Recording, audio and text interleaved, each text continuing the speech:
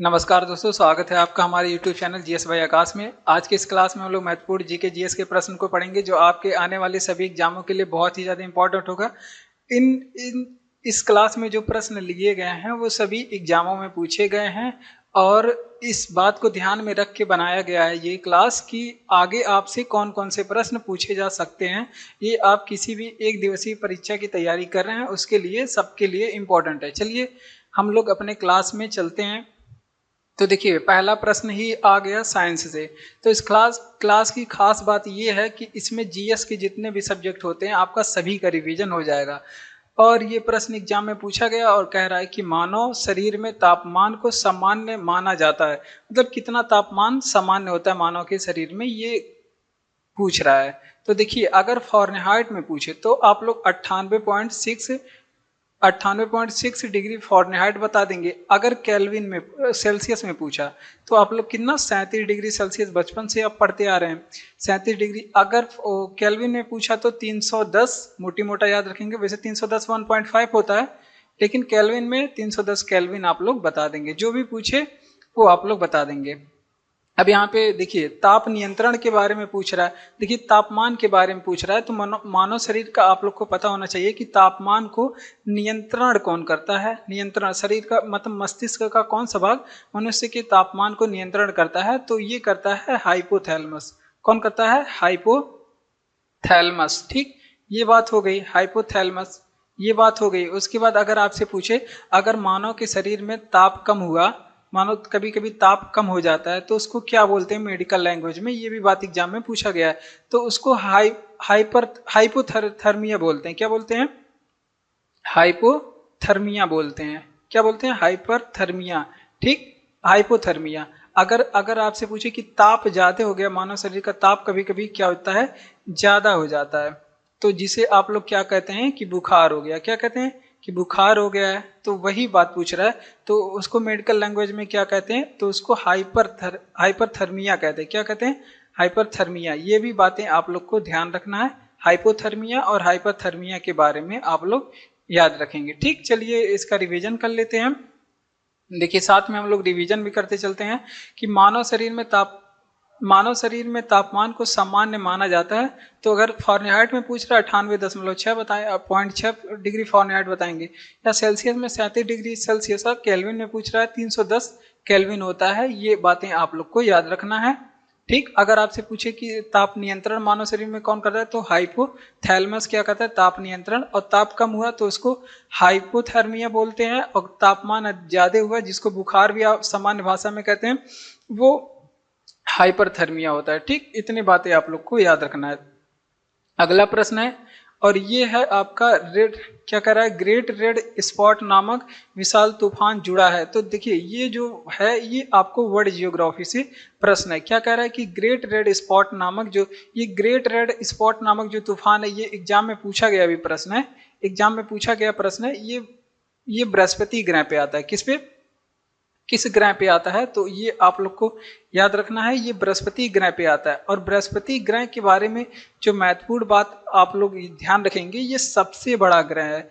हमारा जो है सबसे बड़ा ग्रह पूछे कौन सा है, तो बृहस्पति ही है। ठीक, ये बातें आप लोग को ध्यान रखना। अब ग्रेट स्पॉट नामक तूफान के बारे में ये चीजें आप लोग को याद रखना है कि ये जो तूफान है, इसको अगर आपसे पूछे कि इसको क्या कहा जाता है, तो इसको जो इस तूफान को कहा जाता है अंडाकार बादल। क्या कहा जाता है, ये बातें आप लोग को ध्यान रखना है। एग्जाम में ये पूछा जाएगा। इसको क्या कहते हैं? अंडाकार बादल कहते हैं। और जो इसका आकार अगर आपसे पूछे कितना बड़ा इसका आकार है, वो पृथ्वी का भी 3 गुना है। पृथ्वी का 3 गुना। अब सोच लीजिए इस कितना बड़ा होगा, पृथ्वी का ये 3 गुना बड़ा है। कितना गुना बड़ा है, तो ये बातें आप लोग को ध्यान रखना है, ये पृथ्वी का 3 गुना बड़ा है। ठीक, अब बृहस्पति के ग्रह के बारे में आप लोग को ये बृहस्पति के ये जो अगर आपसे पूछे कि ये ग्रेट रेड नामक स्पॉट नामक जो तूफान है ये स्थित कहाँ पे है, तो ये स्थिति, इसकी स्थिति की बात अगर आपसे पूछ ले तो ये जो है दक्षिणी ध्रुव पे स्थित है। बृहस्पति के दक्षिणी ध्रुव पे स्थित है। ये भी बातें आप लोग को याद रखना है। बृहस्पति के ग्रह के बारे में बात करेंगे कि ये ग्रह जो है अपना एक चक्कर कितने समय में लगाता है। तो ये अपना जो है सूर्य का एक चक्कर जो है ये मात्र 10 घंटे में लगाता है, 10 घंटे। और ये सबसे कम समय में, सभी ग्रहों में ये सबसे कम समय लेता है सूर्य के चक्कर लगाने में, सबसे कम समय में। ये भी बातें आप लोग को याद रखना क्योंकि ये पूछा गया है। सबसे कम समय में ये एक चक्कर लगाता है। और बृहस्पति ग्रह के बारे में एक और खास बात ये कि ये जो है सूर्य का चक्कर सबसे तीव्र गति से लगाता है। ये सबसे तीव्र गति से लगाता है। तो ये दोनों बातें आप लोग को याद रखना है। वैसे बृहस्पति ग्रह सबसे बड़ा ग्रह है, ये तो हमने बताया ही आप लोग को। ये बातें आप लोग ध्यान रखेंगे। चलिए इसका रिवीजन करेंगे। देखिए, ग्रेट रेड स्पॉट नामक विशाल तूफान किससे जुड़ा है? तो वो बृहस्पति ग्रह से जुड़ा है। और ये इसको कहा जाता है अंडाकार बादल। आकार इसका पृथ्वी का 3 गुना है, पृथ्वी का 3 गुना बड़ा है। और ये बृहस्पति के दक्षिणी ध्रुव पे स्थित है। ठीक, ये बातें आप लोग को याद रखना है। अगला प्रश्न है कि ये आप लोग को याद रखना है कि ये बृहस्पति अपना सूर्य का एक चक्कर 10 घंटे में लगाती है, जो कि सभी ग्रहों में सबसे कम समय में लगाता है। और सभी ग्रहों में सबसे तीव्र गति से ये सूर्य का एक चक्कर लगाता है। ये भी बातें आप लोग को याद रखना है। अगला प्रश्न है ये जो करंट अफेयर का है। करंट अफेयर का क्या कह रहा है कि टाइम मैगजीन ने वुमेन ऑफ द ईयर किसे दिया? देखिए, वुमेन ऑफ द ईयर पुरस्कार इस बार जो मिला है वो पूर्णिमा देवी वर्मन को मिला है। आप लोग को याद रखना है, एग्जाम में पूछा जाएगा। ये आप लोग को ध्यान रखना है, पूर्णिमा देवी वर्मन को मिला है। अगर आपसे पूछे इनको ये फेमस क्यों है, तो अगर आपसे पूछे कि ये किस वजह से इनको दिया गया है या फिर ये किस कार्य के लिए प्रसिद्ध है पूर्णिमा देवी वर्मन, तो ये हरगिला पक्षी का क्या करती हैं, संरक्षण के लिए ये फेमस है। हरगिला नामक एक पक्षी होती है, उनके संरक्षण के लिए ये पुरस्कार इनको दिया गया है। और पूर्णिमा देवी वर्मन कोई आम नाम नहीं है, इनके बारे में और याद रखेंगे क्योंकि इन्हें जो है 5 बार चैंपियन ऑफ द अर्थ पुरस्कार भी मिल चुका है। तो ये भी बातें आप लोग को याद रखना है। इन्हें 5 बार चैंपियन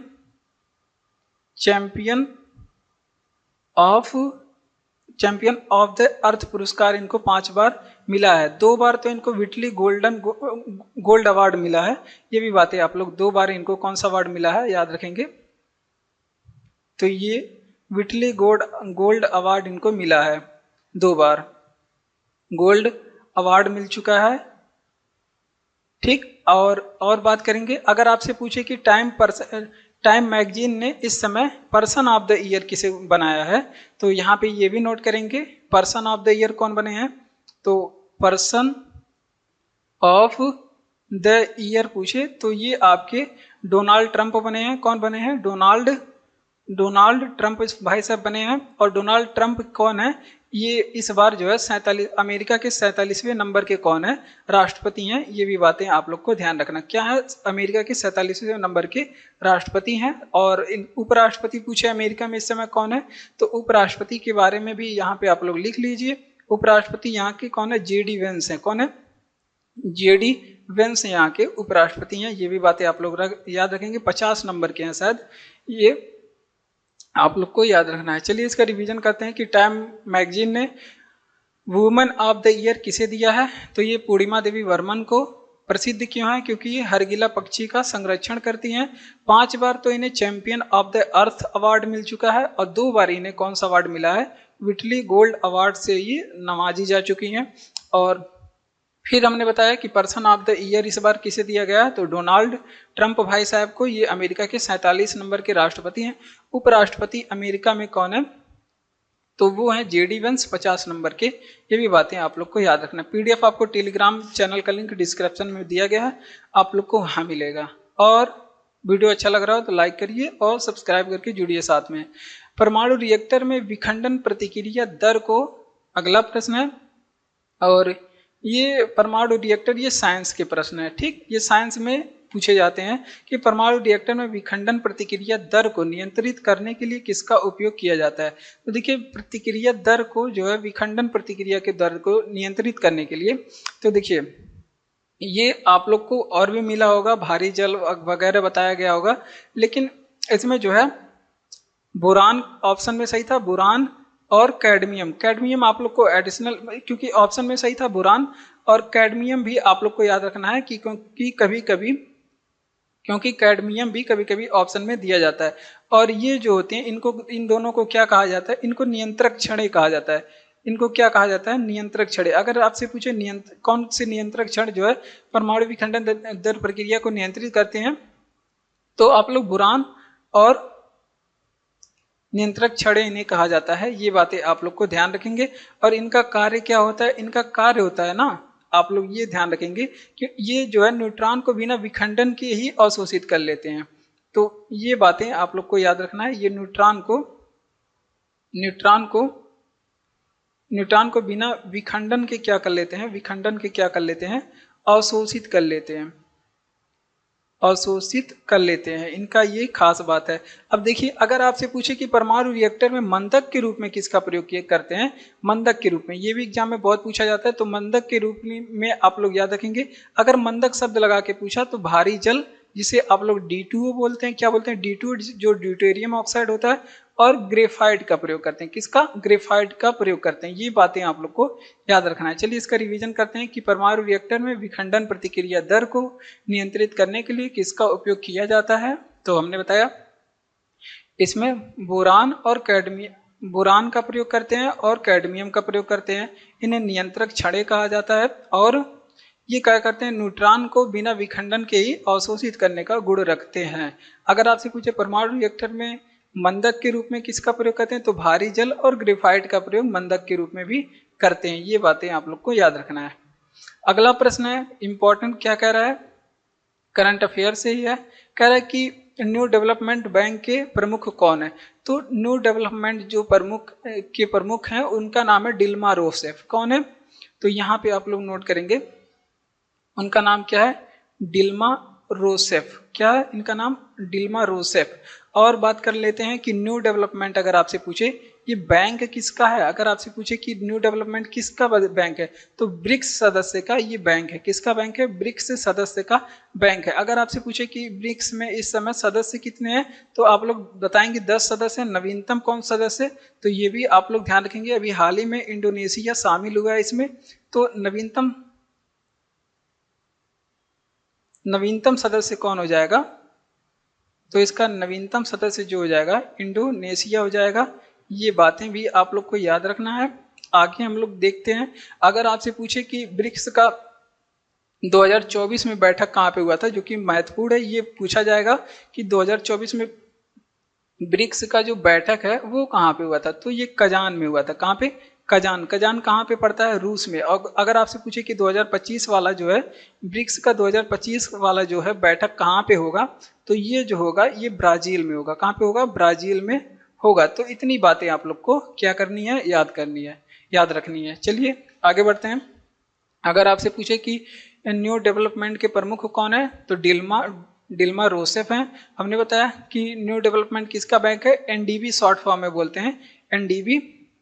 और इसमें सदस्य कितने हैं, तो इसमें 10 सदस्य हैं। नवीनतम सदस्य इनका कौन है, नवीनतम जो है वो है इंडोनेशिया। और 2024 में बैठक कजान शहर रूस में हुई थी, और 2025 वाला बैठक जो है ब्राजील में होना है। ब्राजील कहाँ पे है, दक्षिण अमेरिका में है। कहाँ पे, दक्षिण अमेरिका में है। ठीक, ये भी बातें आप लोग को याद रखना है। अमेजन, वर्षा वन सब यहीं पे है। ठीक, सांपों का देश बोलते हैं। अगर आपसे पूछे कि अंडाणु के साथ शुक्राणु का निषेचन किसमें होता है, बहुत ही ज्यादा महत्वपूर्ण प्रश्न है और ये साइंस का प्रश्न है और पूछा गया प्रश्न है। इसमें देखिए एक कंफ्यूजन किया था जब ये प्रश्न पूछा था, तो वो जो है अंडाणु के साथ शुक्राणु का निषेचन आप सभी जानते हैं कहाँ पे होता है, फैलोपियन ट्यूब में होता है। लेकिन ये ऑप्शन में यहाँ पे क्या दिया गया था, डिंब वाहिनी नलिका, डिंब वाहिनी नलिका। और डिंब वाहिनी नलिका ही इसी को ही कहा जाता है फैलोपियन ट्यूब। डिंब वाहिनी नलिका ऑप्शन में दिया था, और जो कि इसी को इंग्लिश में बोला जाता है फैलोपियन, इसी को इंग्लिश में क्या बोला जाता है, फैलोपियन ट्यूब। ठीक, चलिए कोई बात नहीं, आप लोग हिंदी इंग्लिश दोनों याद रखेंगे, क्योंकि कभी कभी ऑप्शन जो है इंग्लिश में देता है, कभी कभी हिंदी में देता है। तो हमारे जो हिंदी वाले भाई साहब हैं वो परेशान हो जाते हैं, फैलोपियन ट्यूब क्या, या फिर जो इंग्लिश पढ़ के गए रहते हैं वो कहते हैं कि डिंब वाहिनी नलिका क्या है, तो थोड़ा सा दिक्कत हो जाता है यहाँ पे। तो कोई बात नहीं, अब देखिए निषेचन कैसे होता है। तो देखिए अंडाशय से क्या निकलता है, स्त्री में अंडाशय पाए जाते हैं, ये आप सभी जानते हैं। अंडाशय से क्या निकलता है, ये अंडाणु निकलता है। क्या निकलता है, अंडाशय से अंडाणु निकलता है। और ये अंडाणु जो है पुरुष से जो है पुरुष के स्पर्म से, या फिर इसको क्या बोलते हैं, शुक्राणु बोलते हैं, शुक्राणु। इसका जो निषेचन है, इसका जो दोनों का निषेचन होता है। और ये निषेचन की जो प्रक्रिया होती है वो फैलोपियन ट्यूब में ही होती है। कहाँ पे होती है, डिंबवाहिनी नलिका या फिर फैलोपियन ट्यूब में। उसमें क्या होती है, निषेचन होती है, यहाँ पे लिखा गया है। और निषेचन जो है, निषेचन में अगर आपसे पूछे एग्जाम में कितना निषेचन में कितना समय लगता है, तो लगभग 24 घंटे का समय लगता है, 24 घंटे का समय लगता है। और इसी में ही पता चल जाता है कि लड़का होना है या फिर लड़की होनी है। तुरंत यहीं पे ही जेंडर निर्धारित इसका हो जाता है। तो अगर आपसे पूछे जेंडर निर्धारित कितने समय में, तो 24 घंटे में ही हो जाता है। अगर आपसे पूछे जब भ्रूण बनता है तो भ्रूण को पोषण कहाँ से मिलता है, तो यहाँ पे भी कभी कभी अपरा दे देता है हिंदी में जो कि है, और या फिर कभी कभी इसको यहाँ पे दे देता है प्लेसेंटा। तो यहाँ पे आप लोग को कंफ्यूज नहीं हो जाता होना है। एक नली होती है, इसके माध्यम से जब बच्चा भ्रूण में होता है, भ्रूण अवस्था में होता है, उसको पोषण मिलती है। यानी कि वो जीवित रहने के लिए जो माँ खाती है उसी से थोड़ा सा उसमें भी ट्रांसफर होता है। चलिए, मतलब खाना नहीं ट्रांसफर होता है, उसमें जो उसकी जो एनर्जी है वो ट्रांसफर हो जाती है। अंडाणु के साथ शुक्राणु का निषेचन हमने बताया डिंबवाहिनी नलिका या फिर फैलोपियन ट्यूब में होती है।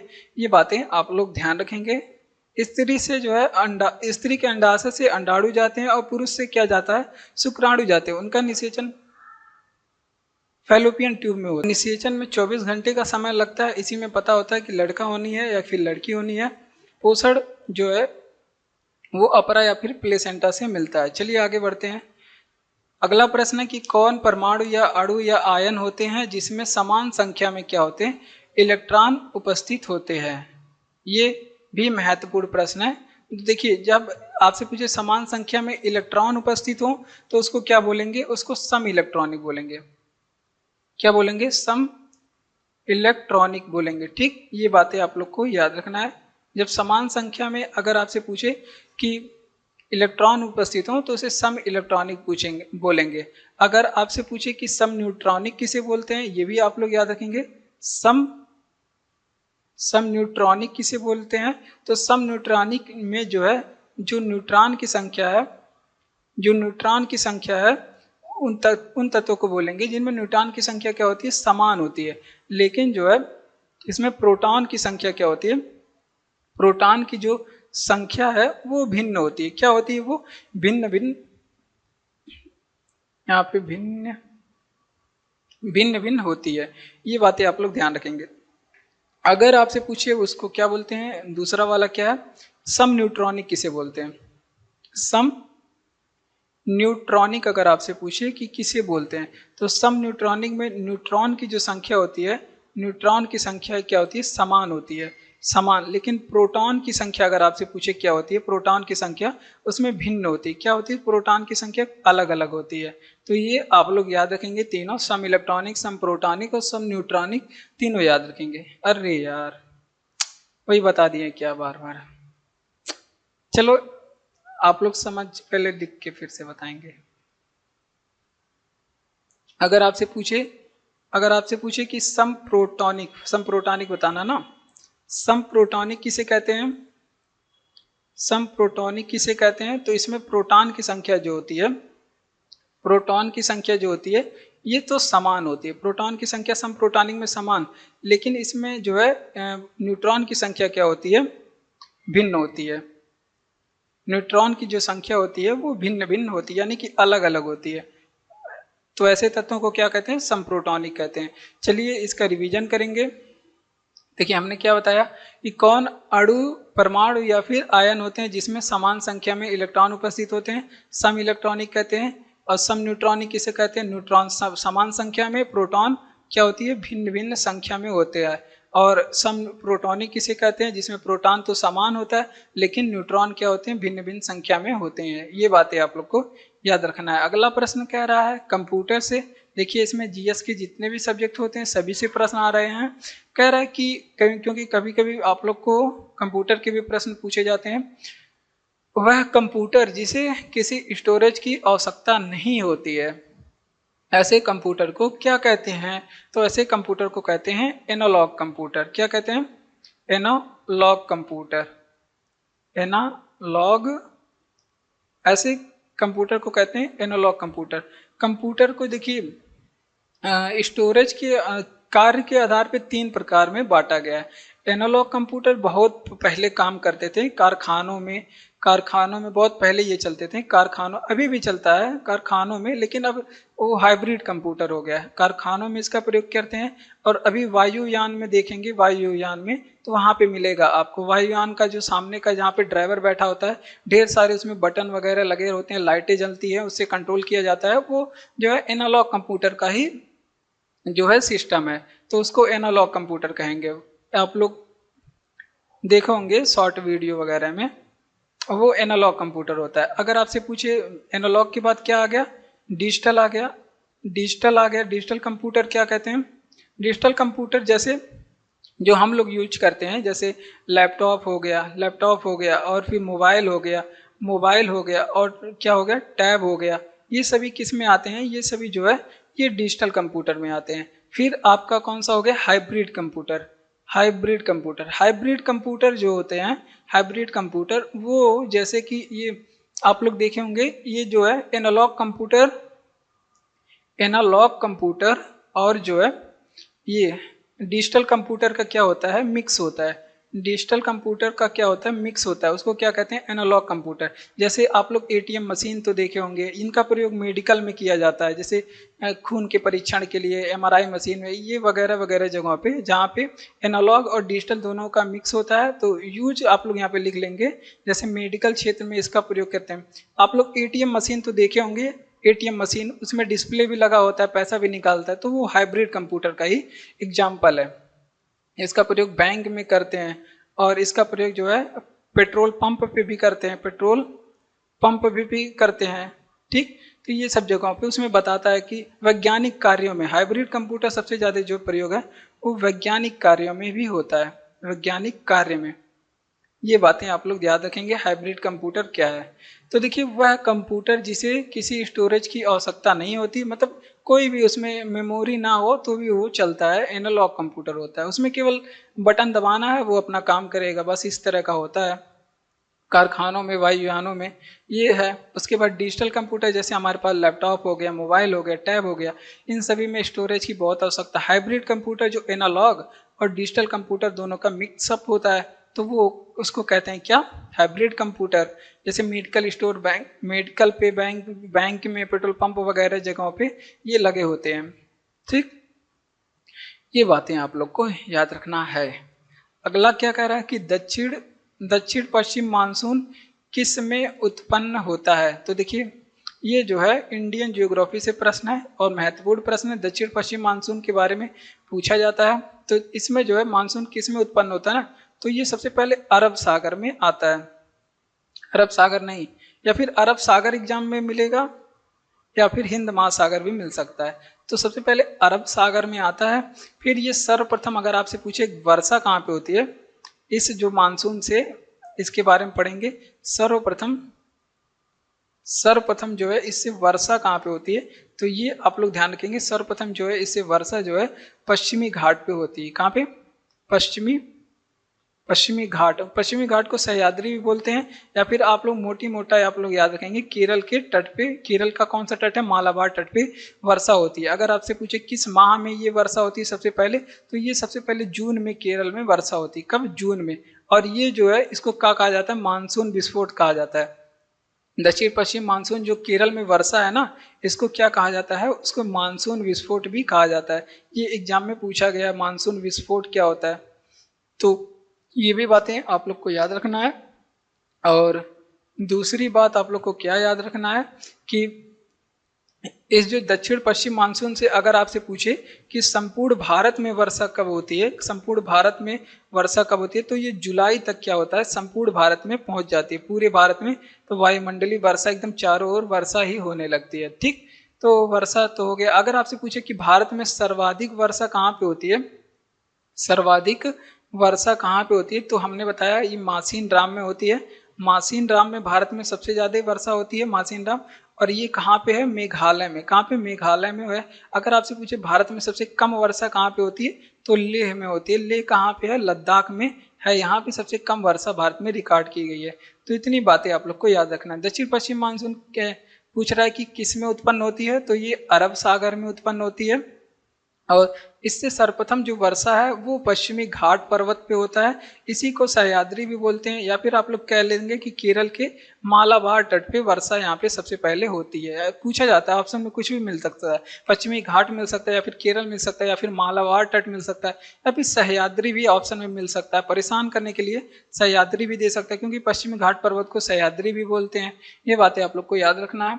और इसको क्या कहा जाता है? इसको मानसून विस्फोट कहा जाता है। कब? ये पूरे भारत में इसको पहुंचते पहुंचते जुलाई माह का हो जाता है। जुलाई माह में आके ये पूरे भारत में पहुंच जाती है। और सर्वाधिक वर्षा जो है भारत में मासिन राम हमने बताया कहाँ पे होता है? मासिन राम में। मासिन राम मेघालय में।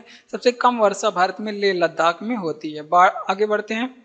और कह रहा है कि इंदिरा गांधी कला केंद्र का मुख्यालय कहाँ पे है? शांति मिली। इंदिरा गांधी जो कला केंद्र है ना, इसका मुख्यालय ये नई दिल्ली में है। कहाँ पे है? नई दिल्ली। पुरानी वाली दिल्ली नहीं, नई दिल्ली। उसके बाद अगर आपसे पूछे भैया इसका स्थापना कब हुआ था, तो आप लोग बताएंगे 1985 में इसकी स्थापना। अगर आपसे पूछे भैया इसकी स्थापना किसने करवाया था, तो आप लोग बताएंगे इनके बेटे कौन? राजीव गांधी ने इसकी स्थापना करवाया था अपने माता जी के याद में। राजीव गांधी इसकी स्थापना करवाते हैं। ये बातें आप लोग को याद रखना है। अब कुछ हमारे पास कला केंद्र हैं, उसके बारे में भी यहीं रंगे हाथ देख लेते हैं, क्योंकि एग्जाम में कला केंद्र के बारे में पूछा जाता है। अगर आपसे यहीं पे पूछे त्रिवेणी कला संगम कहाँ पे स्थित है? त्रिवेणी कला संगम कहाँ पे स्थित है? तो कहीं दूर नहीं जाना है, ये भी आपके कहाँ पे है? नई दिल्ली में स्थित है। कहाँ पे? दिल्ली में, नई दिल्ली में। अगर आपसे पूछे कि जवाहर कला केंद्र कहाँ पे स्थित है? जवाहर कला केंद्र कहाँ पे स्थित है? तो ये आपके कहाँ पे है? ये जयपुर में है। कहाँ पे? जयपुर। जयपुर कहाँ पे है? राजस्थान में। अगर आपसे पूछे कि भारत भवन कला केंद्र कहाँ पे स्थित है? भारत भवन कला केंद्र कहाँ पे स्थित है? तो ये भोपाल में। कहीं दूर नहीं जाना, भोपाल। भोपाल कहाँ पे? अपने एमपी में है, मध्य प्रदेश में।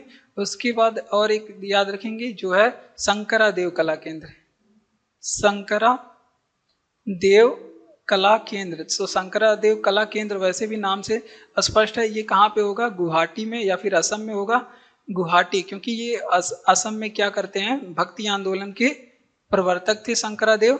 और गुवाहाटी कहाँ पे है? असम में है। कहाँ पे? असम में है। ठीक, इतनी बातें आप लोग को याद रखना है। चलिए इसका रिवीजन करते हैं।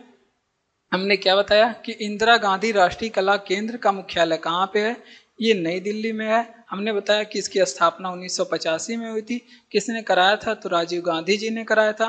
त्रिवेणी कला संगम, कुछ कला संगम के बारे में, क्योंकि एग्जाम में पूछी जाती है, ये नई दिल्ली में स्थित है। जवाहर कला केंद्र जयपुर राजस्थान में है। भारत भवन कला केंद्र ये भोपाल मध्य प्रदेश में है। और शंकरादेव कला केंद्र गुवाहाटी असम में है। अगला प्रश्न है कि 1997 में इंडियन इंडिपेंडेंस लीग का गठन हुआ। तो देखिए महत्वपूर्ण प्रश्न है और ये कंफ्यूजन वाला प्रश्न है। अगर आपसे 1907 में पूछ रहा है, इसकी जो है दो इंडियन इंडिपेंडेंस लीग था, दो था, एक नहीं दो था। अगर 1907 वाला पूछे कि इसका गठन कब हुआ था, तो आप लोग बताएंगे कि इसका गठन कैलिफोर्निया में हुआ था। कैलिफोर्निया में हुआ था। इसका गठन कैलिफोर्निया में हुआ था। और कब हुआ था? एग्जाम में ये पूछा गया प्रश्न है। एग्जाम में पूछा गया प्रश्न है कैलिफोर्निया में। अब कब हुआ था? 1907 में हुआ था। ये जो आपको स्पष्ट है यहाँ पे, कब हुआ था? 1907 में। किसने किया था? अगर आपसे पूछे कि इसका गठन किसने किया था, तो दो लोग हैं। एक तो आपके थे पांडुरंगा खानकोजे, पांडुरंगा खानकोजे। और दूसरे आपके कौन थे? दूसरे थे तारकनाथ दास। इन दोनों ने मिलकर के, तारकनाथ दास, इन दोनों ने मिलकर के इसकी स्थापना की थी। लेकिन एक इंडियन इंडिपेंडेंस लीग कौन था? इंडियन इंडिपेंडेंस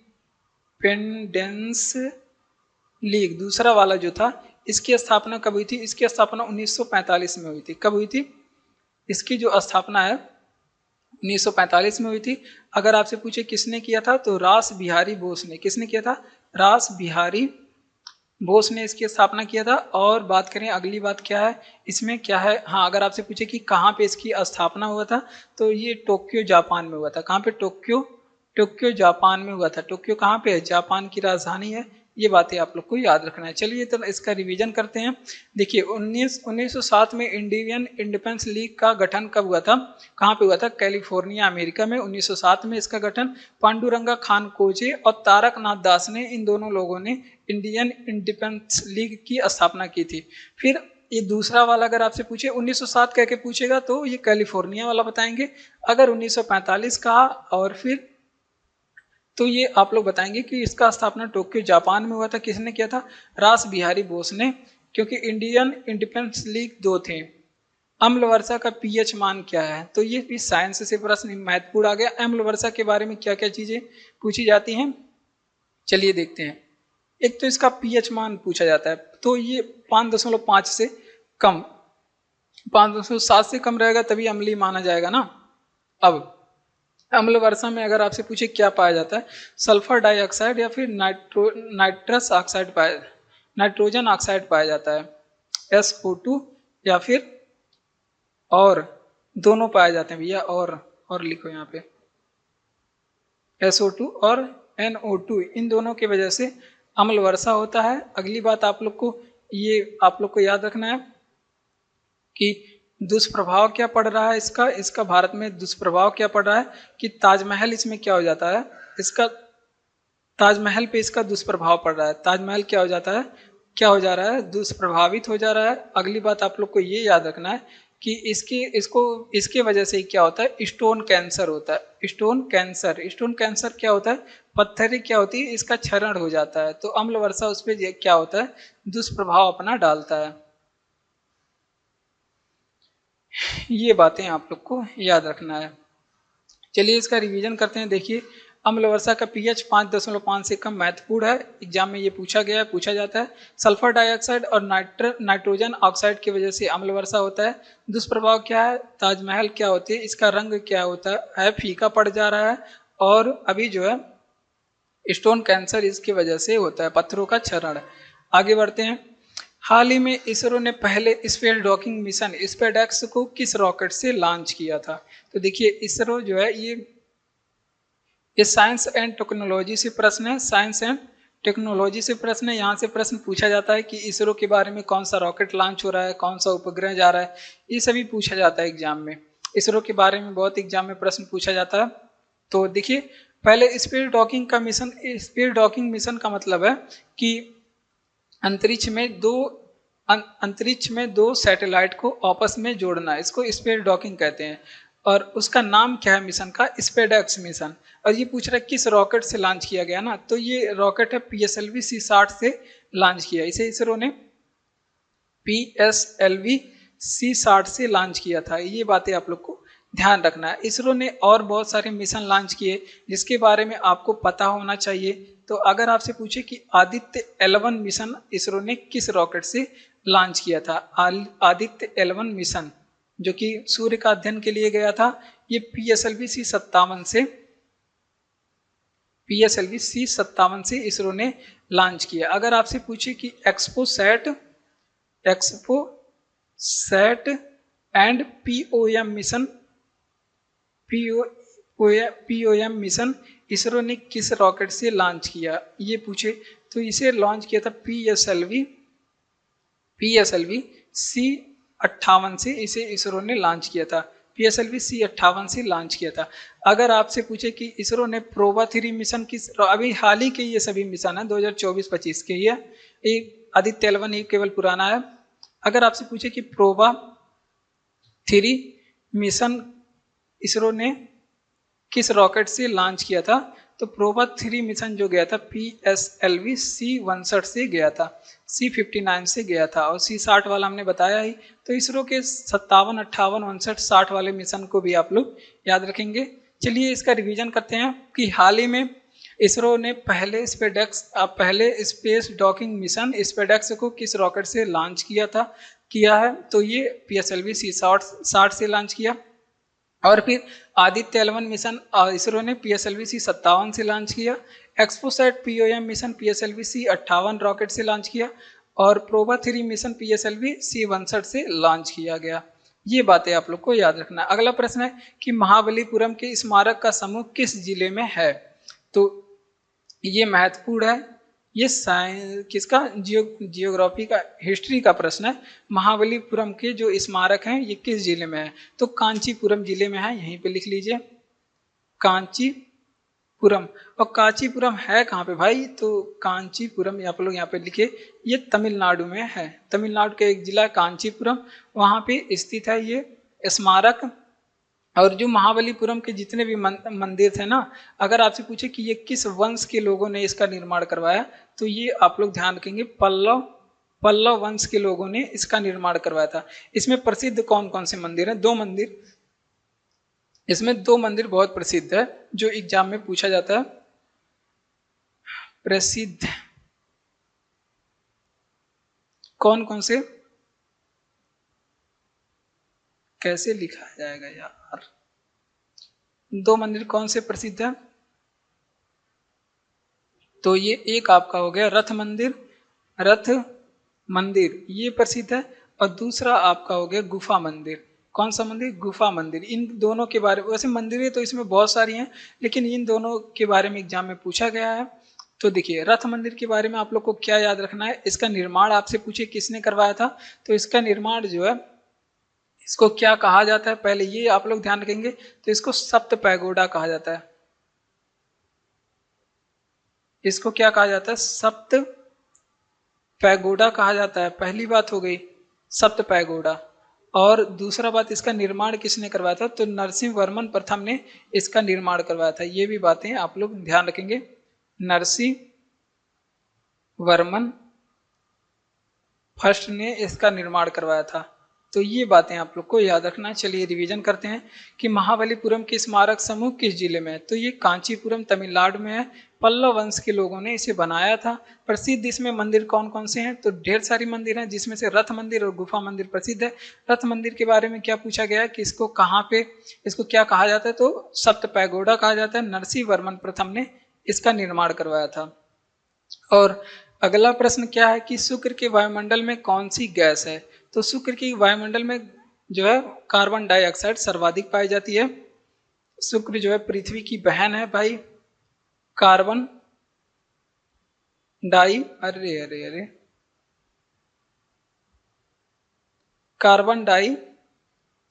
ऑक्साइड यहाँ पे सबसे ज्यादा पाई जाती है। CO2 जिसे आप लोग बोलते हैं, CO2 बोलते हैं। और अगली बात ये है कि इसको क्या कहा जाता है? शुक्र ग्रह को देखिए क्या क्या नाम कहा जाता है। तो देखिए, ये पृथ्वी के सबसे क्या है, पृथ्वी के सबसे निकट ग्रहों में से एक है, सबसे निकट ग्रह है। अब दूसरा बात आप लोग को, इसको क्या कहा जाता है? सांझ का तारा कहा जाता है। क्या कहा जाता है? सांझ का तारा बोला जाता है। इसको क्या कहा जाता है? इसको भोर का तारा कहते हैं। क्या कहते हैं? भोर का तारा कहते हैं। भोर का तारा। इसको पृथ्वी की बहन कहते हैं। क्या कहते हैं? पृथ्वी की बहन कहते हैं। ठीक, इसको पृथ्वी की बहन या फिर भगनी, भगनी का मतलब भी बहन होता है। उसके बाद ये सबसे गर्म ग्रह है। क्या है? सबसे गर्म ग्रह है। ये बातें आप लोग को याद रखना है। सबसे गर्म ग्रह है। और ये जो है सबसे क्या है, ये सबसे गर्म ग्रह, सबसे चमकीला ग्रह भी यही है, सबसे चमकीला ग्रह है। और अगर आपसे पूछे इसकी सर्वाधिक तापांतर किस ग्रह पे, तो बुध ग्रह। यानी कि दिन के समय में वो बहुत ज़्यादा गर्म हो जाता है और रात के समय में बहुत ज़्यादा ठंडा हो जाता है। अगर आपसे पूछे कि बिना उपग्रह के कौन से ग्रह हैं, इनके पास कोई भी उपग्रह नहीं है, तो वो हो जाएगा आपका बुध एंड शुक्र। कौन से ग्रह? बुध और शुक्र। इनके पास कोई भी उपग्रह नहीं है। ठीक, नासा ने एक मिशन लॉन्च किया था, जो कि करंट अफेयर से आप लोग को याद रखना है। नासा ने मैगलन मिशन को लॉन्च किया था। नासा ने एक मिशन लॉन्च किया था जो जिसका नाम था मैगलन मिशन। और मैगलन मिशन के बारे में आपको क्या बताना है, ये किस ग्रह से संबंधित है? तो ये शुक्र ग्रह से ही संबंधित है। किस ग्रह से? नासा का मैगलन मिशन शुक्र के अध्ययन के लिए गया था। चलिए इसका रिवीजन करते हैं कि शुक्र के वायुमंडल में कौन सी गैस है। तो हमने बताया शुक्र के वायुमंडल में कार्बन डाइऑक्साइड गैस है, CO2 है। ये आप लोग ध्यान रखेंगे। इसके बारे में क्या क्या चीजें पूछी जाती है, पूछेगा पृथ्वी की सबसे निकट ग्रह शुक्र है। सांझ का तारा किसे कहते हैं, शुक्र को। भोर का तारा किसे कहते हैं, शुक्र को। पृथ्वी की बहन किसे कहते हैं, शुक्र को। पृथ्वी की भगनी किसे कहते हैं, शुक्र को। सबसे गर्म ग्रह कौन सा है, शुक्र। सबसे चमकीला ग्रह कौन सा है, तो वो है शुक्र। नासा का मैगलन मिशन किसके लिए गया था, शुक्र के लिए। और बिना उपग्रह वाले ग्रह जिनके पास कोई उपग्रह नहीं है तो बुध और शुक्र। ठीक, और देखिए हाँ यहाँ पे हमने क्या बताया है ना, सबसे चमकीला ग्रह क्या है। हाँ, ये सबसे गर्म क्यों है, क्योंकि इसके वायुमंडल में कार्बन डाइऑक्साइड सर्वाधिक पाया जाता है, इस वजह से ये गर्म है। अगर ऐसे करके पूछे तो आप लोग बताएंगे। तो आप लोग को ये सब करना है, जरूर करना है, जरूर करना है, जरूर करना है। चलिए आगे बढ़ते हैं। अगला प्रश्न है कि अंतर्राष्ट्रीय क्रिकेट परिषद ICC का शुरुआत किस नाम से किया गया था। तो देखिए ये महत्वपूर्ण प्रश्न है, बच्चे इसमें जरूर कंफ्यूज होते हैं। अगर अंतर्राष्ट्रीय क्रिकेट परिषद पूछे तो सीधे बताना है 1909। 1909 में स्थापना। मुख्यालय पूछे इसका कहाँ पे है, दुबई में। कहाँ पे, दुबई में। अगर आपसे पूछे कि इसके अध्यक्ष कौन है, यहाँ पे लिख लेते हैं। अगर आपसे पूछे अध्यक्ष कौन है या फिर हेड कौन है, तो शशांक मनोहर इसके हेड हैं। कौन, शशांक मनोहर इसके कौन है, हेड हैं। ये बात हो गई अंदर की, ये बात हो गई अंदर की बात हो गई। ठीक, शशांक मनोहर इसके कौन है, अध्यक्ष हो गए। 1909 में स्थापना। ये पूछ रहा है कि किस नाम से की गई थी। तो देखिए इसकी सबसे पहले जो स्थापना है वो इंपीरियल क्रिकेट कॉन्फ्रेंस के नाम पे की गई थी। क्या, देखिए आपसे पूछे इंपीरियल क्रिकेट कॉन्फ्रेंस की स्थापना कब हुई, तो जो है इसकी जो स्थापना है 1909 में हुई। फिर जाकर के इसका नाम बदला गया इंटरनेशनल क्रिकेट कॉन्फ्रेंस। कब किया गया, 1965 में किया गया। फिर इसका एक बार और नाम चेंज हुआ, इंटरनेशनल क्रिकेट काउंसिल। कब हुआ, तो ये 1989 में हुआ। तभी पूछा जाता है, कभी कभी ऑप्शन में पूछेगा कि इंटरनेशनल क्रिकेट काउंसिल की स्थापना कब हुई, तो 1989 दे देता है, क्योंकि यहाँ पे काउंसिल करके पूछता है तो 1989 दे देता है। ठीक, इसका नाम चेंज हुआ था क्योंकि इंटरनेशनल क्रिकेट कॉन्फ्रेंस से इंटरनेशनल क्रिकेट काउंसिल किया गया था 1989। तो कभी कभी ऑप्शन में 1989 मिलता है, लेकिन आप लोग से पूछे इंटरनेशनल क्रिकेट परिषद की स्थापना या फिर ICC की स्थापना कभी थी, 1909 बताएंगे। ठीक, अगला प्रश्न है, महत्वपूर्ण है। कह रहा है कि अंतरिक्ष में विवाह करने वाला पहला मानव कौन था। तो अंतरिक्ष में जो विवाह करने वाला जो पहला मानव था, ये भी एक जो है ये कौन थे, यूरी मालेनचेंको। कौन थे, यूरी मालेनचेंको थे। ठीक, ये कौन थे, ये दूल्हा थे। कौन थे, ये दूल्हा थे। ये बातें आप लोग को ध्यान रखना है। और ये जो कि कहाँ के रहने वाले, ये रूस के क्या थे, एस्ट्रोनॉट थे। कहाँ के, रूस के एस्ट्रोनॉट थे। और इनकी जो दुल्हन थी उनका क्या नाम था, एकातेरीना, नाम नहीं, एकातेरीना जैसे किसी दवा का नाम हो। दिमित्रीवा, इनके जो पत्नी का नाम क्या था, एकातेरीना दिमित्रीवा। और ये कहाँ पे थी, ये अमेरिका के एक शहर में थी। और ये जो थे यूरिन मालेनचेंको भैया, ये गए थे अंतरिक्ष में, किसी मिशन पे थे। वहाँ पे क्या किए थे, वीडियो कॉन्फ्रेंस के माध्यम से 2003 में इनकी क्या हुई थी, शादी हुई थी। ठीक, अगर अंतरिक्ष आपसे पूछे अंतरिक्ष में जाने वाला पहला व्यक्ति कौन है, तो अंतरिक्ष में जाने वाला पहला व्यक्ति आप लोग सभी जानते हैं कि यूरी गागरिन है। कौन है, यूरी गागरिन है। कहाँ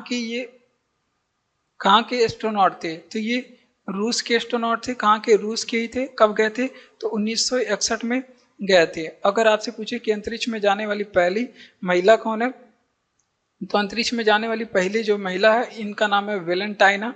कौन है, वेलेंटाइना है। और ये कहाँ के एस्ट्रोनॉट हैं, तो ये रूस की हैं। और कब गई थी, तो 1963 में गई थी। कब, 1963 में गई थी। तो इतनी बातें आप लोग को याद रखना है। चलिए इसका रिवीजन करेंगे कि अंतरिक्ष में विवाह करने वाला पहला मानव कौन था, तो यूरी मालेनचेंको, ये कौन थे, दुल्हन थे। इनकी दुल्हन कौन थी, एकातेरीना दिमित्रीवा। अमेरिका में वीडियो कॉन्फ्रेंसिंग के माध्यम से 2003 में शादी किया गया था। और ये जो है एग्जाम में पूछा जाता है।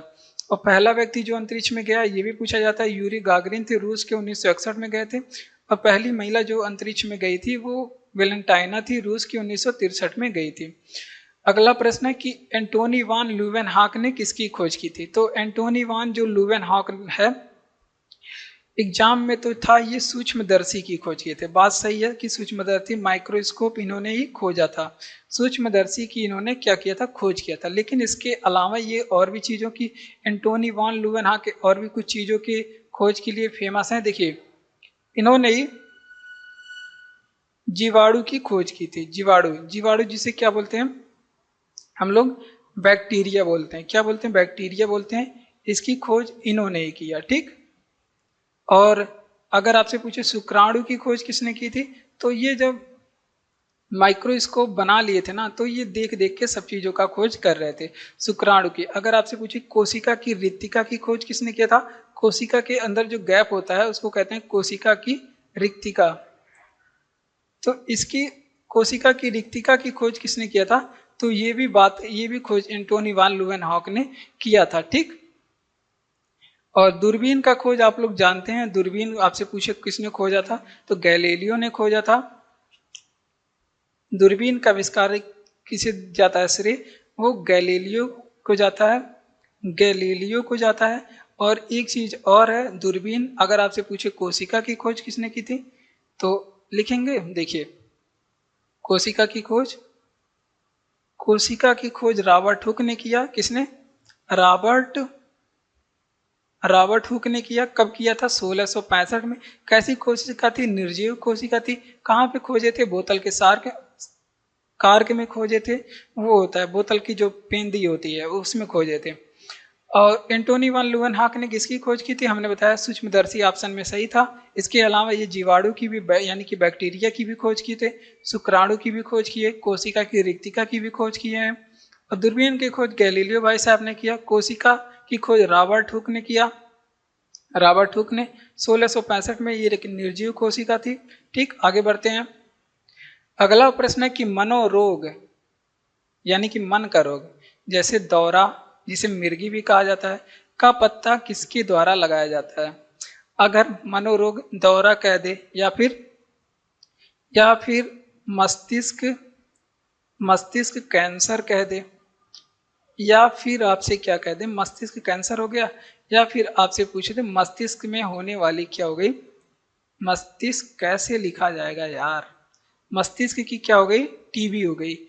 इसकी खोज के लिए क्या करते हैं, इसकी खोज के लिए ईईजी करते हैं। क्या कहते हैं, ईईजी करते हैं, ईईजी।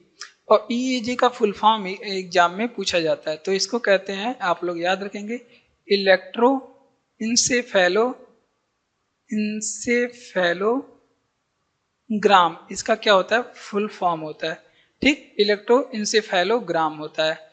और अगर आपसे पूछे कि ईसीजी में किसकी जांच करते हैं, यहाँ पे नोट करेंगे। अगर एग्जाम में ये भी पूछा गया कि ईसीजी भैया क्या होता है, तो इसका फुल फॉर्म होता है इलेक्ट्रो कार्डियो मतलब हृदय हो गया, कार्डियोग्राम। इसको क्या कहते हैं, इलेक्ट्रोकार्डियोग्राम।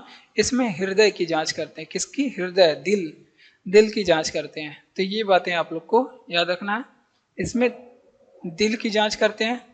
अगर आपसे पूछे कि एमआरआई मशीन में क्या करते हैं, एमआरआई मशीन में, तो एमआरआई मशीन किसे कहते हैं, तो इसका फुल फॉर्म है मैग्नेटिक रिजोनेंस इमेजिंग। क्या होता है, इमेजिंग। इसका क्या होता है, फुल फॉर्म होता है इतना बड़ा। और इसमें किस क्या जांच करते हैं, तो इसमें पूरा शरीर, संपूर्ण शरीर का जांच करते हैं। तो ये बातें भी पूछी जाए तो आप लोग बता देंगे सीना ठोक के, ठीक। चलिए इसका रिवीजन करते हैं। देखिए, मनोरोग जैसे दौरा, या फिर कहते मस्तिष्क कैंसर, या फिर मस्तिष्क टीबी, इन सभी को पता लगाने के लिए ईईजी का प्रयोग करते हैं। इलेक्ट्रोइंसेफेलोग्राम होता है, इलेक्ट्रोइंसेफेलोग्राम। और अब यही ईसीजी के बारे में पूछे तो इलेक्ट्रोकार्डियोग्राम होता है, इसमें हृदय की जांच करते हैं। और एमआरआई में क्या करते हैं, मैग्नेटिक रेजोनेंस इमेजिंग, इसमें पूरा शरीर की जांच होती है। ये बातें आप लोग ध्यान रखेंगे। और आ गया पाकिस्तान। तो अब पाकिस्तान के बारे में देखेंगे। पाकिस्तान वैसे इम्पोर्टेंट है नहीं हमारे लिए, लेकिन पढ़ लेते हैं, प्रश्न तो पढ़ लेते हैं, प्रश्न इंपॉर्टेंट है। देखिए, पाकिस्तान की संसद का नाम क्या है? तो मजलिस ए शूरा इसको हिंदी में कहते हैं, क्योंकि कई देश और उनके संसद का नाम पूछा जाता है, तो इसमें हम लोग देश और उनके संसद का नाम, कुछ नहीं तो आसपास के जो देश हैं उनके संसद का नाम तो जरूर पढ़ेंगे जो ज़्यादा फेमस है। तो इसके संसद का नाम है मजलिस ए शूरा। क्या है? मजलिस ए शूरा हिंदी में। ठीक, ये बातें आप लोग को ध्यान रखना, मजलिस ए शूरा। अगर वहीं आपसे पूछे कि अफगानिस्तान का संसद, लेकिन इस पर अफगानिस्तान भारत का, अफगानिस्तान का अगर आपसे पूछे कि संसद का क्या नाम है, तो अफगानिस्तान के संसद का नाम शूरा है। ये बातें आप लोग को याद रखना है। अगर आपसे पूछे जापान के संसद का नाम एग्जाम में कई बार पूछा गया है, डायट है यहाँ के संसद का नाम, यही बांग्लादेश का भी पूछा जाता है। तो अगर आपसे पूछे कि बांग्लादेश की संसद का नाम क्या है, तो यहाँ की संसद का नाम ऐसे, यहाँ की संसद को क्या कहते हैं? यहाँ पे बांग्लादेश के संसद का नाम, इसको कहते हैं जातीय संसद। क्या कहते हैं? जातीय संसद कहते हैं। ठीक, और चीन के संसद का नाम क्या है? चीन, तो यहाँ पे नेशनल पीपुल्स कांग्रेस इसको बोलते हैं, पड़ोसी है याद रखेंगे, नेशनल पीपुल्स कांग्रेस बोलते हैं यहाँ पे, इसके संसद का नाम है। अगर आपसे पूछे इजराइल के संसद का नाम, यहाँ पे नोट करेंगे धीरे से, अगर आपसे पूछे कि इजराइल के संसद का नाम क्या है, तो नेसेट है, नेसेट है इजराइल के संसद का नाम। अगर आपसे पूछे कि मालदीव के संसद का नाम क्या है, मालदीव के संसद का नाम, तो मालदीव के संसद का नाम क्या है? यहाँ पे मजलिस है। क्या है? मजलिस, मजलिस यहाँ के संसद का नाम है। ठीक, इतनी बातें आप लोग को याद रखना है। चलिए, पाकिस्तान के संसद का नाम हमने बताया मजलिस ए शूरा, और फिर बताया बांग्लादेश के संसद का नाम जातीय संसद, चीन के संसद का नाम नेशनल पीपुल्स कांग्रेस, अफगानिस्तान के संसद का नाम शूरा, इजराइल के संसद का नाम नेसेट, जापान के संसद का नाम डायट, मालदीव के संसद का नाम मजलिस। ठीक, अगला प्रश्न है, किस राज्य में कपास की मिलों की संख्या सर्वाधिक है? तो आइए कपास की ऐसी की तैसी करते हैं। देखिए, सर्वाधिक मील पूछे तो महाराष्ट्र में है। कहाँ पे? महाराष्ट्र में है सबसे ज्यादा मील। अगर आपसे पूछे सर्वाधिक उत्पादन कहाँ पे करते हैं, सर्वाधिक जो है इसका उत्पादन कहाँ पे करते हैं, तो सर्वाधिक जो उत्पादन है इसका गुजरात में करते हैं। अगर आपसे पूछे, एग्जाम में पूछा जाता है, अगर आपसे पूछे कि कपास के लिए कौन सी मिट्टी उपयोगी होती है, उपयोगी जिसके लिए कौन सी मिट्टी होती है, तो इसके लिए मिट्टी जो है काली मिट्टी उपयोगी होती है। कैसी मिट्टी? एग्जाम में पूछा कि कपास के लिए काली मिट्टी उपयोगी होती है। कपास को क्या कहा जाता है? इसको सफ़ेद सोना कहते हैं, सफ़ेद सोना कहते हैं। बायोडीजल या फिर कोयले को काला सोना कहते हैं, चाय को हरा सोना कहते हैं। आगे बढ़ते हैं, और मैं क्या बताऊं आप लोग को ये बताऊं कि कपास का सर्वप्रथम उत्पादन कहाँ माना जाता है। चलिए, प्राचीन इतिहास में सर्वप्रथम जो है कपास का उत्पादन कहाँ पे माना जाता है, तो ये सिंधु सभ्यता के लोग ऐसे मानते हैं कि सिंधु सभ्यता में सबसे पहले इसका क्या हुआ, उत्पादन हुआ। और ये जो सिंधु सभ्यता के लोग, भारत में ही उत्पादन इसका सबसे पहले हुआ। उसके बाद अगर आपसे पूछे कि इसको ग्रीक या फिर यूनानी लोग क्या कहते हैं, ग्रीक या यूनानी, ये एग्जाम में पूछा जाता है कि ग्रीक और यूनानी से क्या कहते हैं, इसको सिंडन कहते हैं। क्या कहते हैं? सिंडन, कपास को सिंडन कहते थे। ठीक, तो ये बतिया याद रखना है। चलिए रिवीजन करते हैं कि किस राज्य में कपास मिलों की संख्या सर्वाधिक है, तो महाराष्ट्र में सर्वाधिक कपास मिल। सर्वाधिक उत्पादन कहाँ पे? गुजरात में। उपयोगी मिट्टी काली मिट्टी होती है। उसके बाद सफ़ेद सोना इसे कहा जाता है। और सर्वप्रथम उत्पादन सिंधु सभ्यता के लोगों ने किया भारत में, और ग्रीक या यूनानी इसे सिंडन कहते थे। सब चीज़ें याद रखना है। अगला प्रश्न है कि इस प्रकार के कंप्यूटर को बिग आयरन कहा जाता है। तो देखिए, बिग आयरन पूछिए किस कंप्यूटर को कहा जाता है, तो ये मेन फ्रेम कंप्यूटर को कहा जाता है। मेन फ्रेम कंप्यूटर को क्या कहा जाता है? मेन फ्रेम कंप्यूटर को बिग आयरन कहा जाता है। आकार और क्षमता के आधार पर कंप्यूटर को 4 भागों में बांटा गया है। आकार एंड क्षमता, आकार और क्षमता के आधार पर इसको 4 भागों में बांटा गया है। कौन कौन सा? देखिए, सबसे छोटा होता है माइक्रो कंप्यूटर। कौन सा? Micro computer. फिर आता है आपका मिनी कंप्यूटर। कौन सा? Mini computer. फिर आता है आपका ये जो आप लोग ये जो मेन फ्रेम होता है जिसको क्या कहते हैं? बिग आयरन कहते हैं, मेन फ्रेम कंप्यूटर। फिर आता है आपका सुपर कंप्यूटर। कौन सा? Super computer. ठीक, तो ये होते हैं आकार और क्षमता के आधार पर 4 प्रकार के कंप्यूटर। कितने प्रकार के? 4 प्रकार के। फिर अगर आपसे पूछे ये कार्य के आधार पे कितने प्रकार के होते हैं, तो देखिए कार्य के प्रकार आधार पे इसके 3 भागों में बांटा गया। जैसे एनालॉग हो गया, एनालॉग, एनालॉग अभी हमने बताया था एनालॉग कंप्यूटर के बारे में। फिर हो गया आपका डिजिटल कंप्यूटर हो गया, डिजिटल कंप्यूटर। फिर हो गया आपका कौन सा? हाइब्रिड कंप्यूटर, जो हाइब्रिड एनालॉग और डिजिटल का मिक्स होता है। ये बातें आप लोग को याद रखना, हाइब्रिड कंप्यूटर। ठीक, इतनी बातें आप लोग को याद रखना। चलिए रिवीजन करते हैं कि किस प्रकार के कंप्यूटर को बिग आयरन के रूप में जाना जाता है। तो मेन फ्रेम कंप्यूटर को बिग आयरन कहा जाता है। आकार और क्षमता के आधार पर कंप्यूटर 4 प्रकार के होते हैं, जैसे micro computer, mini computer, main frame computer, super computer. ये 4 प्रकार के होते हैं। और कार्य के आधार पे 3 भागों में बांटा गया, जैसे एनालॉग कंप्यूटर हो गया, डिजिटल कंप्यूटर हो गया, हाइब्रिड कंप्यूटर हो गया। अगला प्रश्न अति महत्वपूर्ण प्रश्न, वो भी बायो से। बायो से महत्वपूर्ण प्रश्न क्या कह रहा है कि पीयूष ग्रंथि से होने पीयूष ग्रंथि से हार्मोन स्रावित होता। अरे यार, कौन सा हार्मोन स्रावित होता है? देखिए पीयूष ग्रंथि ना, इसको कहते हैं सबसे पहले पिट्यूटरी ग्लैंड्स। क्या कहते हैं? पिट्यूटरी ग्लैंड्स कहते हैं।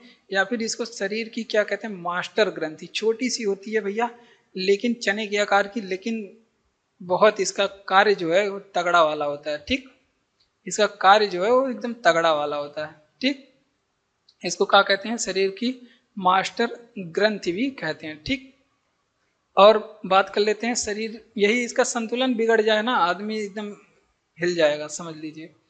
और ये अगर आपसे पूछे कि ये शरीर में स्थित कहाँ पे होती है, शरीर में जो है इसकी स्थिति क्या होती है, तो ये हाइपोथैलेमस के नीचे होती है। हाइपोथैलेमस की क्या होती है? जस्ट क्या होती है? हाइपोथैलेमस के नीचे होती है। अगर आपसे पूछे कि इसका वजन भैया कितना होता है, वजन बस 0.5 ग्राम से लेकर के 0.5 ग्राम से लेकर के 1 ग्राम क्या होती है? इसकी वजन होती है। ठीक, और बात करते हैं चने के आकार की छोटी सी होती है। हार्मोन कौन कौन से स्रावित होते हैं?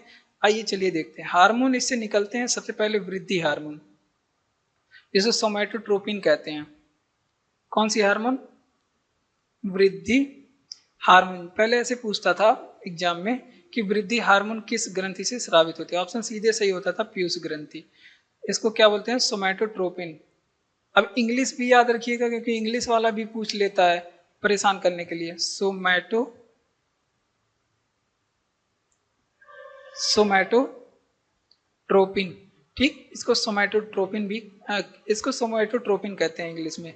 और फिर ये थायराइड प्रेरक हार्मोन, थायराइड को यही नियंत्रित करता है। थायराइड प्रेरक हार्मोन यही स्रावित करने के लिए इसको प्रेरित कर, ये थायराइड को नियंत्रण करने के लिए थायराइड प्रेरक हार्मोन स्रावित करता है। वेसोप्रेसिन हार्मोन भी ये स्रावित करता है। वेसोप्रेसिन हार्मोन भी ये स्रावित करता है। हार्मोन के बारे में याद रखेंगे, ऐसे कुछ नहीं तो थोड़ा थोड़ा याद रखेंगे, क्योंकि ये एग्जाम में पूछा जाता है, ऑप्शन में मिलेगा। प्रोलैक्टिन हार्मोन, प्रोलैक्टिन हार्मोन अगर इसका कार्य पूछे तो ये स्त्रियों में दुग्ध स्राव के लिए होता है। और एक होता है ऑक्सीटोसिन हार्मोन, बहुत ज़्यादा इंपॉर्टेंट है। ऑक्सीटोसिन हार्मोन यही होता है युवाओं को पागल करने वाला हार्मोन, क्योंकि इसे ही लव हार्मोन भी बोलते हैं। प्यार मोहब्बत वाला बस यही है जहाँ से बर्बादी स्टार्ट हो जाती है, नहीं तो 1 से लेकर 10 तक बच्चा एकदम आराम से पढ़ता है। देखिए पीयूष ग्रंथि कौन से हार्मोन से स्रावित होती है? ये जो है पीयूष ग्रंथि को पिट्यूटरी ग्लैंड्स कहते हैं, मास्टर ग्रंथि कहते हैं। और वजन इसका 0.5 ग्राम से 1 ग्राम के बीच में हाइपोथैलेमस के जस्ट नीचे दिमाग में, मस्तिष्क में स्थित होती है। और बात करते हैं वृद्धि हार्मोन स्रावित करती है, जिसको सोमैटोट्रोपिन कहते हैं।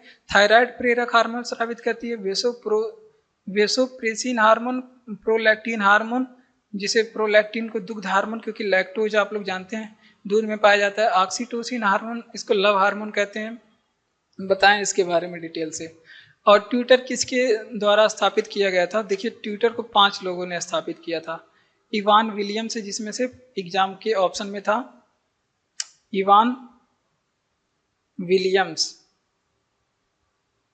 ट्विटर के संस्थापक में से 5 थे, जिसमें से फेमस कौन है? Ivan Williams. कौन थे 5? सारे का बताएं, रहने देते हैं यार। चलो लिख लो यार, नहीं तो कहोगे नहीं बताएं। कौन कौन है देखिए, इनके साथ और कौन थे? जैक डोरसी थे इनके साथ में। उसके बाद इनके साथ में बिन स्टोन भी थे। बिन स्टोन नाम नहीं याद है हमको। और इसके साथ में नोवा ग्लास भी थे। 5-4 ही लोग थे क्या? नोवा ग्लास भी इनके साथ में थे। ये बातें आप लोग को याद रखना है। अब इसकी स्थापना कब हुई थी? स्थापना इसकी कब हुई थी?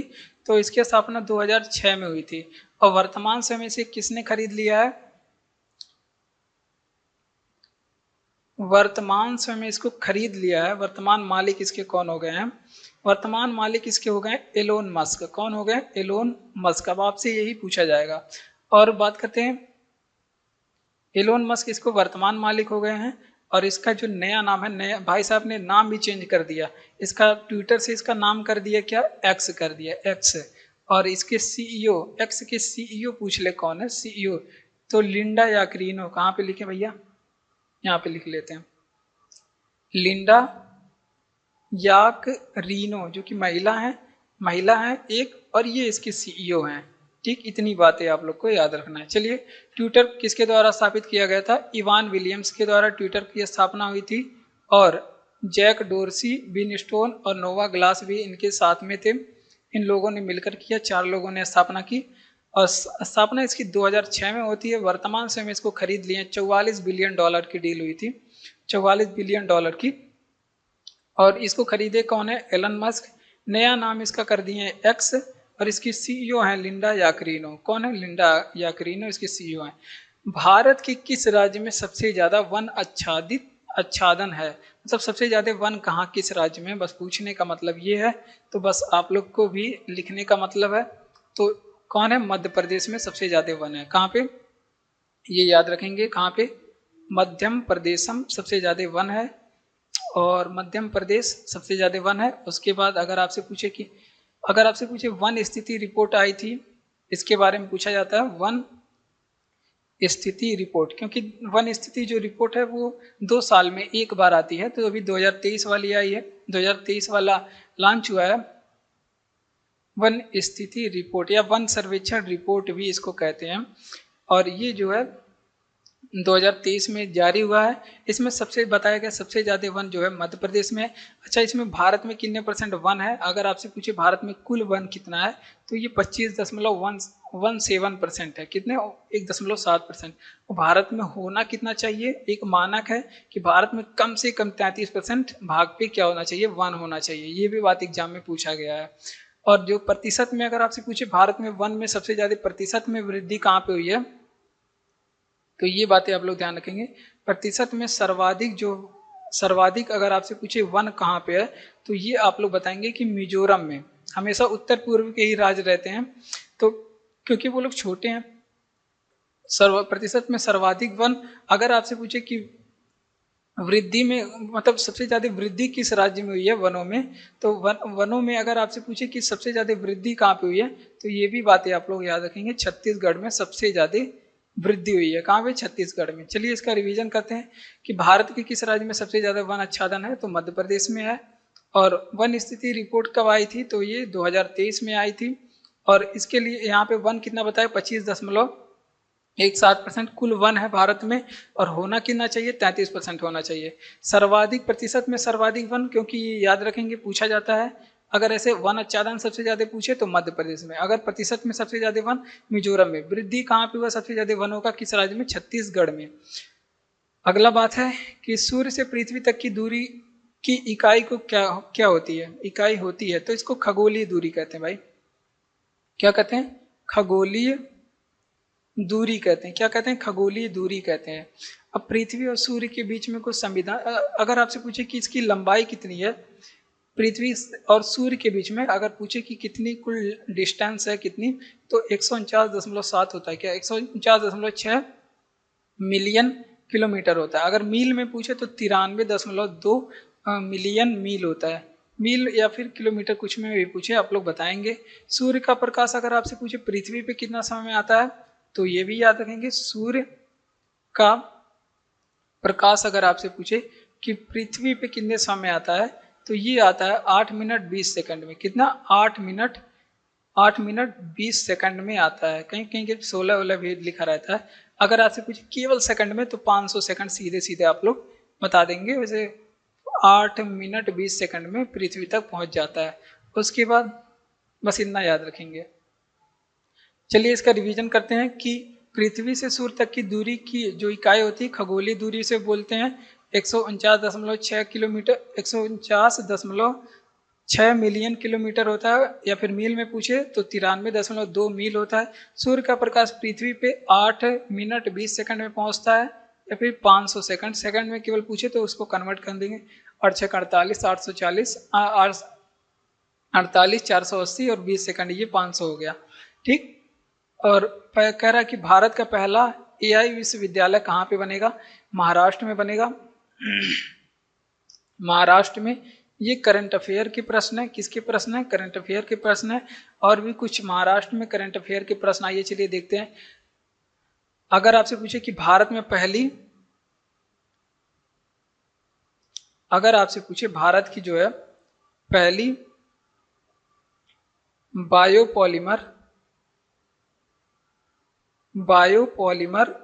भारत की पहली बायोपॉलीमर प्रदर्शन सुविधा कहाँ पे शुरू होगी? प्रदर्शन सुविधा ये कहाँ पे शुरू होगी? तो ये कहाँ पे शुरू होगी? ये महाराष्ट्र में ही शुरू होगी। अगर आपसे पूछे कि भारत की पहली CO2 से मेथेनॉल कन्वर्ट करने की जो है मेथेनॉल पायलट प्लांट कहाँ शुरू होगा? पायलट जो प्लांट है ये कहाँ पे शुरू होगा? ये भी करंट अफेयर का प्रश्न है। ये भी महाराष्ट्र में ही शुरू होगा। अगर आपसे पूछे कि भारत में माझी लाडकी बहन योजना, भारत माझी लाडकी बहन योजना, ये अगर आपसे पूछे कि कहाँ पे चला है तो वो भी महाराष्ट्र राज्य में चला है। ठीक, इतनी बातें आप लोग को याद रखना है। चलिए इसका रिवीजन करते हैं कि कह रहा है कि भारत का पहला एआई विश्वविद्यालय कहाँ बनेगा? महाराष्ट्र में। हमने कुछ और करंट अफेयर के प्रश्न बताएं। कह रहा है कि भारत की पहली बायोपॉलीमर प्रदर्शन सुविधा महाराष्ट्र में। पहली CO2 से मेथेनॉल पायलट प्लांट कहाँ पे लगेगा? महाराष्ट्र में। भारत में माझी लाडकी बहन योजना कहाँ पे चला है? महाराष्ट्र में। आगे बात करते हैं। उस प्रक्रिया का नाम क्या है जिसे ठोस सीधे गैस में ऊर्ध्वपातन, जो आप लोग कपूर जलाते हैं ना, ऊर्ध्वपातन उसको बोलते हैं। जैसे कपूर जलाना, क्या हो गया? कपूर जलाना। एग्जाम में पूछा जाता है भैया, इसके बारे में हम कई बार बताए हैं। वाष्पीकरण किसे कहते हैं? अगर आपसे पूछे कि वाष्पीकरण किसे कहते हैं तो ये जो द्रव जो होते हैं वाष्पीकरण, द्रव जो सीधे कहाँ पे बदल जाते हैं? वाष्प में कन्वर्ट हो जाते हैं, वाष्प में, उसको कहते हैं वाष्पीकरण। ठीक, ये हो गया। अगर आपसे पूछे संघनन किसे कहते हैं? ये कुछ क्रियाएं के बारे में याद रखेंगे। संघनन, इसमें क्या होता है? इसमें वाष्प जो होता है, वाष्प ये ठोस में सीधे बदल जाता है। किसमें? ठोस में बदल जाता है। जैसे वर्षा का होना इसका एग्जाम्पल है, और फिर बर्फ का पड़ना, बर्फ जो पड़ते हैं, बर्फ पड़ना भी इसका एग्जाम्पल है। तो इतनी बातें आप लोग को याद रखना। चलिए इसका रिवीजन करते हैं। क्या है? देखिए, उस प्रक्रिया का नाम क्या है जिसमें ठोस सीधे गैस में परिवर्तित हो जाती है? ऊर्ध्वपातन कहलाता है। और जैसे कपूर का जलना वाष्पीकरण हो गया। जैसे वाष्पीकरण किसे कहते हैं? द्रव सीधे वाष्प में कन्वर्ट, वाष्पीकरण। और संघनन क्या कहते हैं? वाष्प जो है ठोस में परिवर्तित हो जाता है, उसको संघनन। जैसे वर्षा का होना संघनन क्रिया के फलस्वरूप होता है, बर्फ पड़ना भी संघनन की वजह से ही होता है। और क्षय जिसे टीबी या फिर इसको तपेदिक भी बोलते हैं। क्या बोलते हैं? तपेदिक भी बोलते हैं। ये पूछ रहा है कि टीके, कौन सा टीके का इस्तेमाल होता है? तो BCG के टीका लगता है। इसका फुल फॉर्म भी एग्जाम में पूछा जाता है, जो होता है बैसिलस कालमेट गुरीन होता है। क्या होता है? बैसिलस कालमेट गुरीन होता है। क्या होता है इसका टीका? बैसिलस कालमेट गुरीन होता है। और इसके बारे में और आप लोग को ये याद रखना है कि अगर आपसे पूछे कि ये BCG का टीका किसे लगता किसे है, ये लगता है तो टीबी हो जाएगा तब नहीं लगेगा, ये उससे पहले लगता है किसी नवजात शिशु में। ये भी बातें आप लोग ध्यान रखेंगे। नवजात शिशु में लगता है, शिशुओं को लगता है, जब बच्चे छोटे रह जाते हैं तभी पहले टीका लगा दिया जाता है। टीबी को इसको तपेदिक कहा जाता है। और इसको में पूछे कि एक इसमें वाहक कौन से होते हैं, किस वजह से होता है, तो ये जीवाणु की वजह से होता है। जीवाणु यानी कि बैक्टीरिया की वजह से होता है। और बैक्टीरिया कौन से होता है, तो टीबी में बैक्टीरिया ट्यूबरकुलोसिस होता है। उसका नाम क्या है, ट्यूबरकुलोसिस नामक बैक्टीरिया की वजह से, कुलोसिस नामक बैक्टीरिया की वजह से होता है। अगर आपसे पूछे कि टीबी दिवस हम लोग कब मनाते हैं, तो 24 मार्च के दिन हम लोग टीबी दिवस मनाते हैं। कब मनाते हैं, 24 मार्च के दिन। चलिए इसका रिवीजन करते। देखिए कह रहा है कि टीबी के टीके का इस्तेमाल होता है, तो बीसीजी टीका, इसको तपेदिक भी बोलते हैं, बैसिलस कालमेट-गुरिन, ये इसका फुल फॉर्म है। लगता किसे, नवजात शिशु में लगता है, जब बच्चा छोटा रहता है तभी लग जाता है।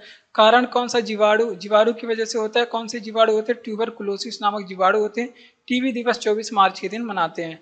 मुद्रई शहर किस नदी पर स्थित है, तो मुद्रई जो शहर है ना, वो जो है किस नदी पे स्थित है, वो वैगई नदी पे स्थित है। और कुछ शहर और उस किस नदी पे स्थित है, ये पूछा जाता है। जैसे अगर आपसे पूछे कि लखनऊ किस शहर, किस नदी के किनारे स्थित है, लखनऊ अगर आपसे पूछे किस नदी के किनारे स्थित है, तो ये आप लोग बताएंगे कि गोमती नदी के किनारे स्थित है। नासिक अगर आपसे पूछे नासिक किस नदी के किनारे स्थित है, तो आप लोग बताएंगे गोदावरी नदी के किनारे स्थित है। अगर आपसे पूछे कि गोवा किस नदी के किनारे स्थित है, तो आप लोग बताएंगे मांडवी नदी के किनारे गोवा स्थित है। अगर आपसे पूछे कि जबलपुर किस नदी के किनारे स्थित है, जबलपुर मध्य प्रदेश में है, ये नर्मदा नदी के किनारे स्थित है। किस नदी के किनारे, नर्मदा नदी के किनारे है। थोड़ा जल्दी चलना है क्योंकि बहुत ज़्यादा बड़ा वीडियो हो जा रहा है मुझे लगता है। आगरा किस नदी के किनारे स्थित है, वही यमुना नदी के किनारे स्थित है, यमुना नदी के किनारे। अगर आपसे पूछे अयोध्या किस नदी के किनारे स्थित है, अयोध्या तो ये सरयू नदी के किनारे स्थित है। किस नदी के किनारे, सरयू नदी। अहमदाबाद पूछ ले तो ये साबरमती, अहमदाबाद ताप्ती नहीं बताएंगे, साबरमती बताएंगे। किस, साबरमती नदी के किनारे स्थित है। तो इन नदियों के बारे में भी आप लोग याद रखेंगे कि नदी ही सभ्यता का जन्म, सभ्यता को नदी ही जन्म देती है। ठीक, मदुरई के शहर में है तो वैगई नदी के किनारे है मदुरई। लखनऊ हमने बताया गोमती, और नासिक गोदावरी, गोवा मांडवी, जबलपुर नर्मदा नदी के किनारे, आगरा यमुना नदी के किनारे, अयोध्या सरयू नदी के किनारे, और अहमदाबाद साबरमती नदी के किनारे है। चलिए आगे बढ़ते हैं। तो जय हिंद। बस आज की क्लास में इतना ही। उम्मीद है आप लोग को अच्छा लगा होगा, हमने पूरा प्रयास किया। अगर अच्छा लगा होगा तो भाई लाइक, सब्सक्राइब और कमेंट शेयर ये सब जरूर कर दिया करिए। धन्यवाद।